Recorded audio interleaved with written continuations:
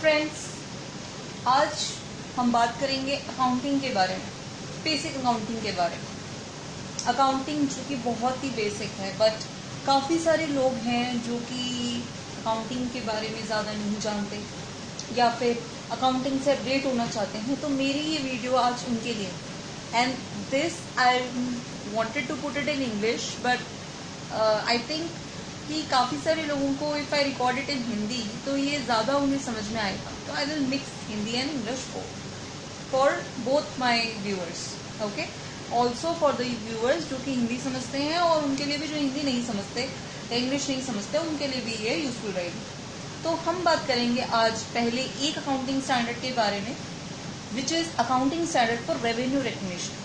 Revenue जो कि main चीज होती है, जो कि टॉप लाइन होती है, जिसे कि हम सेल्स भी कहते हैं, टर्नओवर भी कहते हैं, उसको कब अकाउंट करना चाहिए, कैसे अकाउंट करना चाहिए और उसकी क्या क्या अकाउंटिंग एंट्रीज होती है, चलिए डिटेल में बात करते हैं उसके बारे में।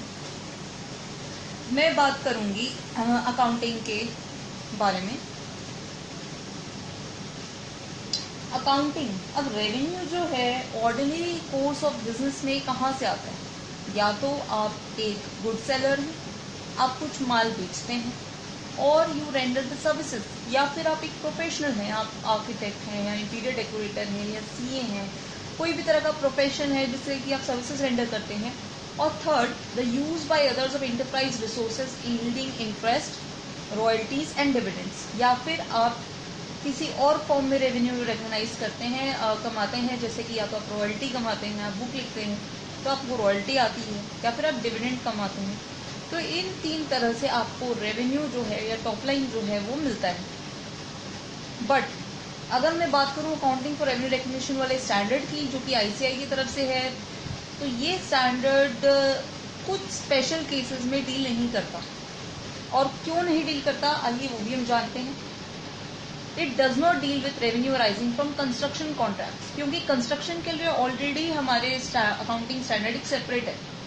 Second, revenue arising from hire purchase lease agreements, even लीजेस के लिए भी हमारे पास एक स्पेशल अकाउंटिंग स्टैंडर्ड है। तो जो स्पेशल अकाउंटिंग स्टैंडर्ड अगर बना हुआ है तो हम इस जनरल अकाउंटिंग स्टैंडर्ड में से कवर नहीं करेंगे।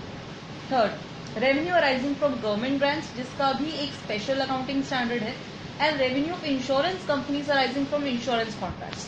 So these four particular revenues will not be covered under this accounting standard. Number one, revenue from construction contracts.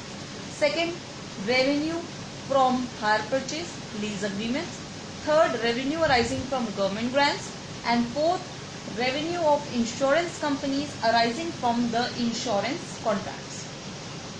Examples of items not included within the definition of revenue for the purpose of this standard. अगर मैं सिर्फ इस standard की बात करूं, जो कि accounting for revenue recognition वाला स्टैंडर्ड है, तो इसमें कुछ एग्जाम्पल्स हैं जिसमें रेवेन्यू इन चीजों को हम नहीं मानते। जैसे कि first, realised gains resulting from disposal of and unrealised gains resulting from holding of non current assets, example appreciation in the value of fixed assets. अगर फिक्स्ड एसेट्स की वैल्यू में इजाफा होता है या फिक्स एसेट्स की वैल्यू बढ़ जाती है, तो उस तरह के अनरियलाइज्ड गेन को हम रेवेन्यू नहीं मानते। या फिर जो कि अगर हम फिक्स एसेट को बेचते हैं और उससे जो पैसा आता है उसको भी हम रेवेन्यू नहीं ट्रीट करते।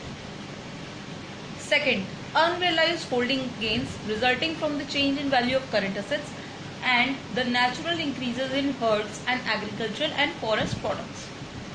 थर्ड, रियलाइज्ड और unrealised gains resulting from changes in forex rates. अब अगर आप डिफरेंट कंट्रीज में डील करते हैं तो डिफरेंट करेंसीज में भी डील करते होंगे, तो वो डिफरेंट करेंसीज की वजह से जो फ्लक्चुएशन होता है, that is also not to be covered in this. And adjustments arising on the translation of foreign currency financial statements is also not to be covered under the definition of revenue. Realised gains resulting from the discharge of an obligation at less than its carrying amount. Unrealised gains resulting from the restatement of the carrying amount of an obligation.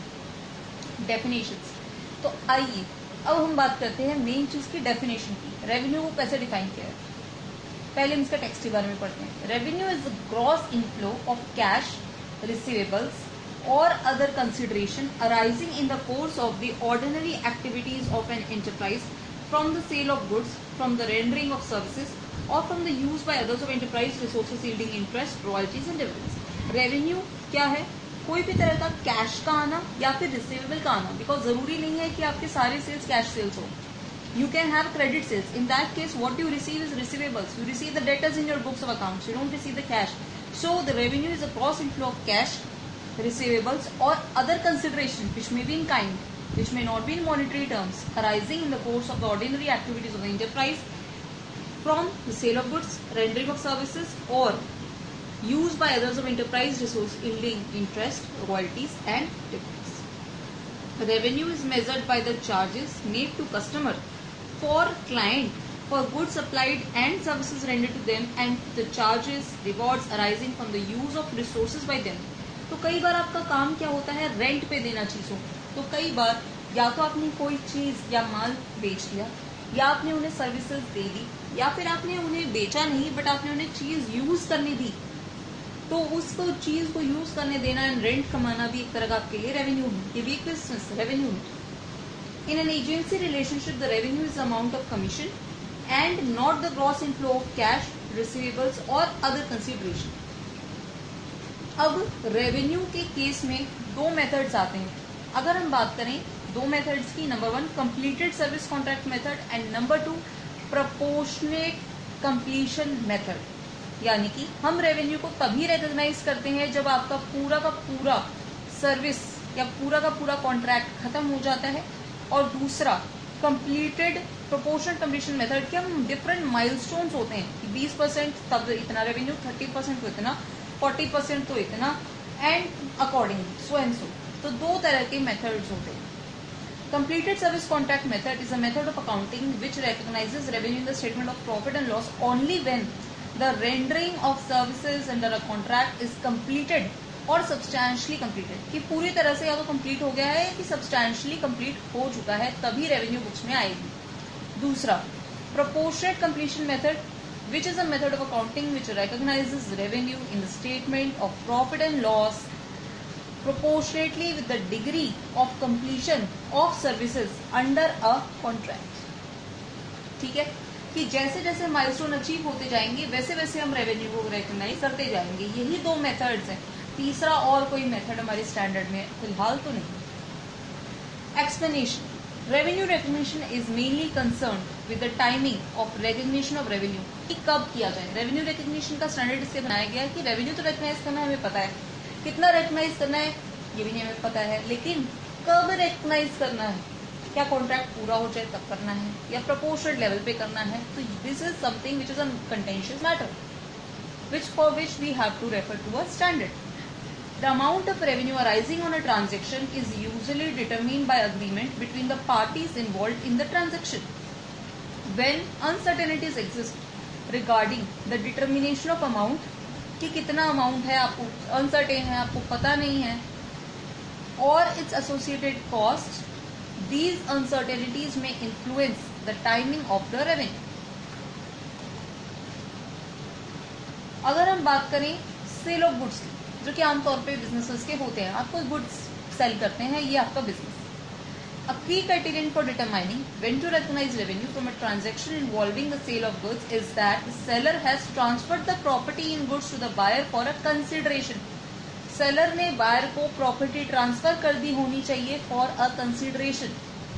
The transfer in most cases results in और coincides with the transfer of significant risk and reward. अब यहाँ पे जो main चीज आपको याद रखनी है, या कि जो फंडा है या फिर जो कि मेन कीवर्ड है, that is risk and reward.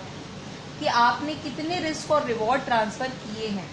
अगर रिस्क और रिवॉर्ड ट्रांसफर कर दिए हैं तो आप रेवेन्यू रिकॉग्नाइज करने के लिए एलिजिबल हैं. Revenue in such situations is recognised at the time of transfer of significant risk and reward of ownership to the buyer. Such cases may arise where delivery has been delayed through the fault of either the buyer or the goods are at the risk of the party at fault. As regards any loss which might not have occurred for such fault, further sometimes the parties may agree that the risk will pass at a time different from the time when the ownership passed. कि ownership तो पास हो गई लेकिन risk बाद में pass होगा. तो in that particular case you don't have to recognise the revenue until unless the risk and reward is transferred. At certain stage in specific industries such as when agricultural crops have been harvested or mineral ores have been extracted, performance may be substantially complete prior to execution of transaction generating revenue. In such cases when sale is assured under a forward contract or a government guarantee, or where market exists and there is a negligible risk of failure to sell. The goods involved are often valued at net realizable value. Rendering of services. Revenue from service transactions is usually recognized when the service is performed. जब service perform होती है. हमने बात की दो methods की. Again मैं उसके बारे में डिस्कस करती हूँ. प्रपोर्शनल कंप्लीशन मेथड यानी कि माइलस्टोन के बेसिस पे, जिसमें नंबर ऑफ एक्ट्स या फिर number of determine on the basis of contract value, कितना कितना परसेंटेज ऑफ कॉन्ट्रैक्ट वैल्यू खत्म हो रहा है उतना उतना आपने रेवेन्यू रिकॉग्नाइज करना है. For practical purposes, when services are provided by an indeterminate number of acts over a specific period of time, the revenue is recognized on a straight line basis over the specific period, unless there is evidence that some other method better represents a pattern of performance. दूसरा, completed service contract method. Performance consists of execution of a single act, and the services. The completed service contract method is relevant to these patterns of performance, and accordingly, revenue is recognized when the entire final act takes place. तीसरे पे आते हैं effects of uncertainties on revenue recognition. कई बार हमें पता ही नहीं होता कि रेवेन्यू कितना होगा. The recognition of revenue requires, prime criteria है रेवेन्यू को रिकग्नाइज करने की, आपको पता होना चाहिए कि कितना अमाउंट रिकग्नाइज करना है. That revenue is measurable and at the time of sale और the rendering of service it would not be unreasonable to expect ultimate collection. उसको कलेक्ट करने की रीजनेबिलिटी पे कोई डाउट नहीं होना चाहिए, तभी आपके बुक्स में रेवेन्यू शॉर्टली आ जाएगा. Where the ability to assess ultimate collection with a reasonable certainty is lacking at the time of raising any claim, revenue recognition is postponed to the extent of uncertainty involved. In such cases, it may be appropriate to recognize revenue only when it is reasonably certain that the ultimate collection will be made.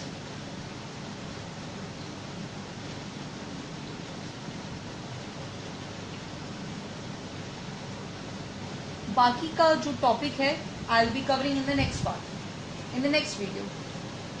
Bye friends.